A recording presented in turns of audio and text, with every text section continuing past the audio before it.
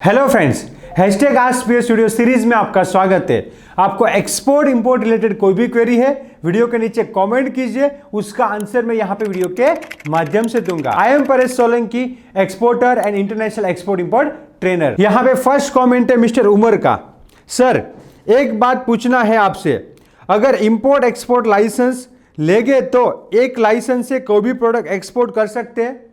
Yes, मैं यहां पे आपको बता दूं, इंपोर्ट एक्सपोर्ट कोड एक ही आपको मिलेगा और उससे आप सारी प्रोडक्ट को एक्सपोर्ट कर सकते हो। आपको import export code IC licence लेना पड़ेगा, आपको जीएसटी लेना पड़ेगा और आपको प्रोडक्ट के हिसाब से डिफरेंट आरसीएमसी लेने पड़ेंगे। जैसे कि आप एग्रीकल्चर प्रोडक्ट करोगे तो आपको अपेडा लेना पड़ेगा, आप पाइसिस करोगे तो आपको पाइसिस बोर्ड लेना पड़ेगा, आप हैंडीक्राफ्ट करोगे तो हैंडीक्राफ्ट एक्सपोर्ट प्रमोशन काउंसिल का लाइसेंस आपको लेना चाहिए। तो यहाँ पे आरसीएमसी जो है आपको डिफरेंट लेना पड़ेगा। स्पेशली यहाँ पे tea board, coffee board, Pisces board, सारे बोर्ड और जो है फूड का और फार्मा का आरसीएमसी कंपलसरी है, या फिर आप फीओ का आरसीएमसी भी ले सकते हो। फूड में फूड का आरसीएमसी कंपलसरी है, अदर प्रोडक्ट में आप फीओ का भी ले सकते हो। तो यहां पे आप जो है एक ही इंपोर्ट एक्सपोर्ट लाइसेंस से सारी प्रोडक्ट एक्सपोर्ट कर सकते हो, सारी प्रोडक्ट इंपोर्ट कर सकते हो। नेक्स्ट कमेंट मिस्टर महेश का है, बहुत ही अच्छा कमेंट है।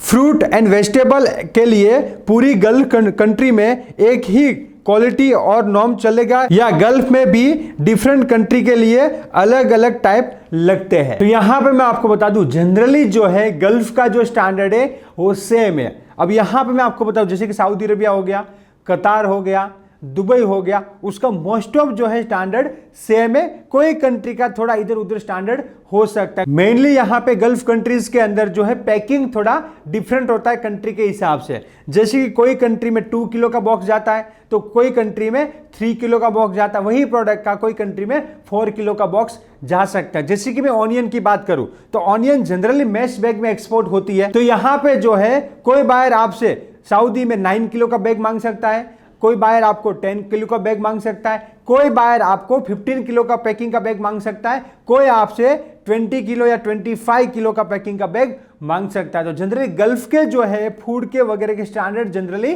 सेम जैसे ही है। उसका जो पैकिंग है बायर जिस हिसाब से मांगता है उस हिसाब से हमको करना रहेगा। नेक्स्ट कमेंट है मूवी स्टूडियो का। सर, एक्सपोर्ट इंपोर्ट के लिए क्या हमारे पास एक कंपनी होनी कंपलसरी है?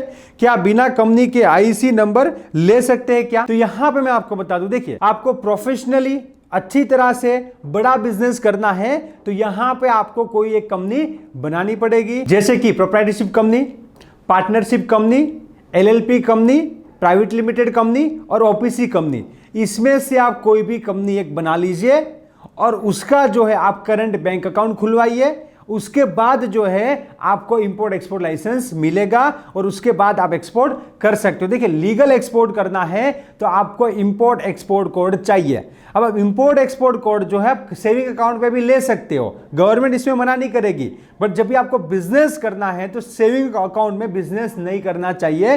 तो आपको जो है प्रोफेशनल काम करना है तो आपको फिर करंट अकाउंट खुलवा के कंपनी बना के ही एक्सपोर्ट करना चाहिए। तो यहां पे देखिए, आपको एक्सपोर्ट करना है तो इंपोर्ट एक्सपोर्ट लाइसेंस आपको लेना पड़ेगा और बिना कंपनी के तो आप कैसे ले सकते हो? मतलब देखिए, आपका नाम भी है महेश पटेल तो ये भी एक कंपनी हो गया। देखिए, हमारे यहां पे गुजरात में बहुत सारे कंदोई भोगीलाल मूलचंद, तो एक कंदोई है जो स्वीट बनाता है तो उसकी कंपनी का नाम ही है कंदोई भोगीलाल मूलचंद। तो ये क्या हो गया, कंपनी ही हो गया। तो आप जो है आपके नाम का भी करंट अकाउंट खुलवा सकते हो और वही नाम से आप आईसी और आरसीएमसी और जीएसटी ले सकते हो और एक्सपोर्ट बिजनेस कर सकते हो। मतलब आपको एक्सपोर्ट बिजनेस करना है तो प्रॉपरली आप एक कंपनी खोलिए, उसका करंट अकाउंट खोलिए, उसके बाद आपको आईसी मिलेगा और जीएसटी भी आपको लेना पड़ेगा मोस्टली केस में। तो यहां पे जो है विदाउट कंपनी तो नहीं हो सकता, बट बेसिक प्रोप्राइटरशिप कंपनी खोल के आप ये एक्सपोर्ट इंपोर्ट का काम कर सकते हो। विदाउट कंपनी तो आपको जस्ट किसी को गिफ्ट भेजना है, किसी को नॉर्मल सैंपल भेजना है तो भी ये लोग डॉक्यूमेंट मांगते हैं। फिर भी कई बार वो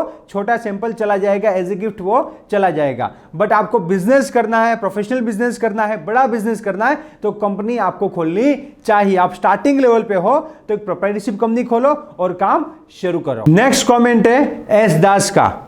वेबसाइट जरूरी है न्यू एक्सपोर्ट के लिए, प्लीज रिप्लाई कीजिए। तो यहां पे मैं आपको बता दूं, देखिए, एक्सपोर्ट इंपोर्ट बिजनेस करना है तो प्रोफेशनली एक्सपोर्ट इंपोर्ट बिजनेस करना है। और कई लोग बोलते हैं ना कि सर मुझे बायर कैसे पेमेंट देगा, मैं तो नया नया हूं। तो यहां पे बायर को आपके ऊपर ट्रस्ट आएगा तो बायर आपको एडवांस पेमेंट देगा। मैं खुद एक एक्सपोर्टर हूं और मैं एडवांस पेमेंट पे भी काम करता हूं। तो 50 लाख का बायर मुझे एडवांस पेमेंट देता है, मतलब 50 लाख रुपीस मुझे मिल जाते हैं। उसके बाद मैं यहां से एक्सपोर्ट करता हूं तो बायर जो है मुझे 50 लाख रुपीस एडवांस दे रहा है। वो कब दे रहा है? जब बायर को ट्रस्ट आता है कि प्रोफेशनल पर्सन है, एक एक्सपोर्टर है, तो बायर मुझे 50 लाख रुपीस भी एडवांस देता है। तो आप स्टार्टिंग लेवल पे हो तो आपको 2 लाख 5 लाख या 10 लाख रुपीस एडवांस चाहिए, तो बायर कैसे देगा?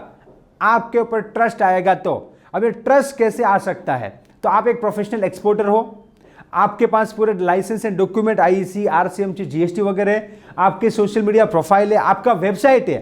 बायर देखेगा कैसे कि आप जेन्युइन हो कि नहीं हो, इवन आपका एग्जिस्टेंस है या नहीं है, और विदेश में बैठे बैठे बायर कैसे देख सकता है? तो वो आपका जो है सोशल मीडिया प्रोफाइल देखेगा, आपका वेबसाइट वगैरह देखेगा, जिससे उसको पता चलेगा कि आप प्रोफेशनल हो और वो आपको एडवांस में पेमेंट देगा। बाकी आपका कोई विदेश में फ्रेंड है और वही आपको इंक्वायरी कर रहा है और उसी को आप एक्सपोर्ट कर रहे हो, जो आपको पहले से ही जानता है, तो इसमें वेबसाइट की कोई ज़रूरत नहीं है। मतलब आप समझो कि वेबसाइट 100% कंपलसरी नहीं है, 90% आपका वेबसाइट होना चाहिए।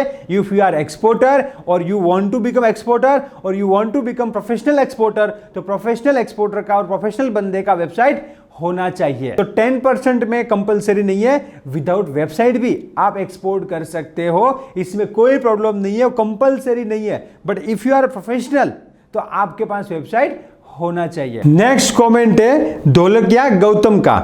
मैं गुजरात राजकोट से हूं, मैं अभी इमिटेशन ज्वेलरी के बिजनेस से लिंक हूं, मैं भी इमिटेशन ज्वेलरी एक्सपोर्ट इंपोर्ट करना चाहता हूं, तो पूछना चाहता हूं कि उसमें कौन से सर्टिफिकेट लगते हैं और नॉर्मल ज्वेलरी से एक्सपोर्ट करने वाली ज्वेलरी कैसे डिफरेंट होती है। तो आप इमिटेशन ज्वेलरी एक्सपोर्ट करना चाहते हो, बहुत ही अच्छी बात है। इमिटेशन ज्वेलरी की बहुत अच्छी डिमांड है। आप पूरी दुनिया में, specially US, UK, Canada, Europe and gulf countries के अंदर इमिटेशन ज्वेलरी एक्सपोर्ट कर सकते हो। और इमिटेशन ज्वेलरी जो है एक नॉर्मल प्रोडक्ट है, मैं खुद भी एक्सपोर्ट करता हूं, तो इसके अंदर इतने कोई डॉक्यूमेंट नहीं लगता है। आप आईईसी, आरसीएमसी एंड जीएसटी से ये प्रोडक्ट को एक्सपोर्ट कर सकते हो। बायर को टेस्टिंग रिपोर्ट वगैरह मांगे तो देना रहता है, नॉर्मली बायर कुछ ऐसा मांगता नहीं है, मांगे तो आप लेबोरेटरी से टेस्टिंग करवा सकते हो। तो normal IC, RCMC, GST, invoice, packing list से ही एंड एडी कोड रजिस्ट्रेशन से ही आप जो है प्रोडक्ट को एक्सपोर्ट कर सकते हो। और इमिटेशन ज्वेलरी है, कई लोग क्या है गोलमाल करते हैं, इसलिए वैल्यूएशन का जो है सर्टिफिकेट कभी मांगे कस्टम तो आपको देना पड़ेगा, बाकी इसमें कोई प्रॉब्लम नहीं है। और आपका भी कोई यहाँ पे एक्सपोर्ट इंपोर्ट के अंदर क्वेश्चन है, यहाँ पे वीडियो के नीचे कमेंट कीजिए। Let's go global together. Thank you, जय Hind. Thank you for watching this video. क्या आप step by step practically export import सीखना चाहते हो?